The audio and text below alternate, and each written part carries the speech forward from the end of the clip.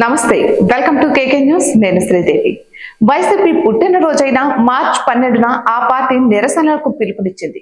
ఏపీలో fee reimbursement విద్యార్థులకు ఇవ్వడం లేదని, యువతను నిరుద్యోగ భృతి అందడం లేదని, ఉద్యోగాల కల్పనలో మోసం జరిగింది అంటూ యువత పోరు పేరుతో ఈ నెల 12న వైసీపీ భారీ కార్యక్రమానికి పిలుపునిచ్చింది. అయితే మార్చి 12వ తేదీతో వైసీపీకి ఎంతో అనుబంధం ఉంది. 2011 మార్చి 12న వైసీపీ ఏర్పాటైంది. ఆనాడు ఒక గర్జనగా ప్రారంభమైన వైసీపీ 2024 వరకు ఎదుగుదలనే చూసింది. ఆకాశమంతా ఎత్తుగా ఎదిగిన వైసీపీ ఒక్కసారిగా పాతాళ అంచులను చూసింది.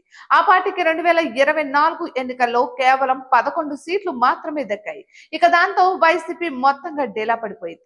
ఎంతలా అంటే ఆఖరుకు అధ్యక్షుడు అయిన జగన్ తో సహా అంతా కొన్ని నెలల పాటు అలానే ఉండిపోయారు అని అంటున్నారు. ఇక మరోవైపు చూసుకున్నట్లయితే వైసీపీ మళ్ళీ జనంలోకి రావాలన్నా, కేడర్ కి నైతిక ధైర్యం ఇవ్వాలన్నా కూడా పార్టీ తరపున కార్యక్రమాలు నిర్వహించాలి. ముందు పార్టీ బాగుంటే ఆ మీదట ప్రజల మద్దతు కూడగట్టుకోవచ్చు. 2024 ఎన్నికల్లో వైసీపీ ఓటమి వెనుక కారణాలు అనేకం ఉన్నా ముఖ్యమైనవి పార్టీ కేడర్ సైతం నిరుత్సాహంగా ఉండడమే. ఆ సంగతిని వైసీపీ అధినాయకత్వం గ్రహించింది. కానీ వారిని పార్టీ వైపుగా తీసుకుని వచ్చి పునరుత్తేజం కలిగించడానికి మాత్రం తగిన కార్యక్రమాలు, ప్రయత్నాలు చేయడం లేదు అంటున్నారు. ఇక ఇదిలా ఉంటే వైసీపీ ఆవిర్భావ దినోత్సవం నుంచి అయినా ఫ్యాన్స్ గిర్రును తిరగాలని కోరుకుంటున్నాయి. మరి అలా జరగాలి అంటే వైసీపీ ఆవిర్భావ దినోత్సవాన్ని ఘనంగా నిర్వహించాలి కదా అని అంటున్నారు.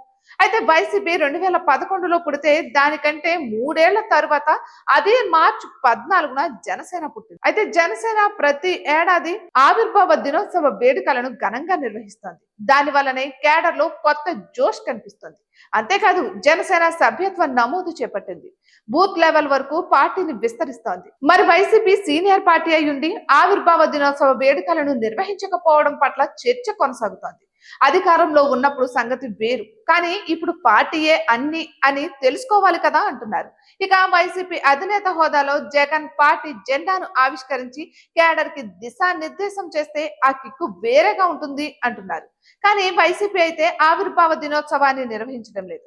పార్టీ రాష్ట్ర కోఆర్డినేటర్ సజ్జల రామకృష్ణారెడ్డి మాత్రం కేడర్ కి పిలుపునిచ్చారు.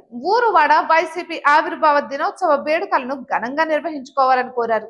మరి రాష్ట్ర స్థాయిలో పార్టీ పట్టించుకుని పార్టీ నేతలను అందరినీ ఒక చోట చేర్చి కేడర్ ని దగ్గరకు రప్పించి నిర్వహిస్తే పార్టీ పండుగ అవుతుంది అంటున్నారు.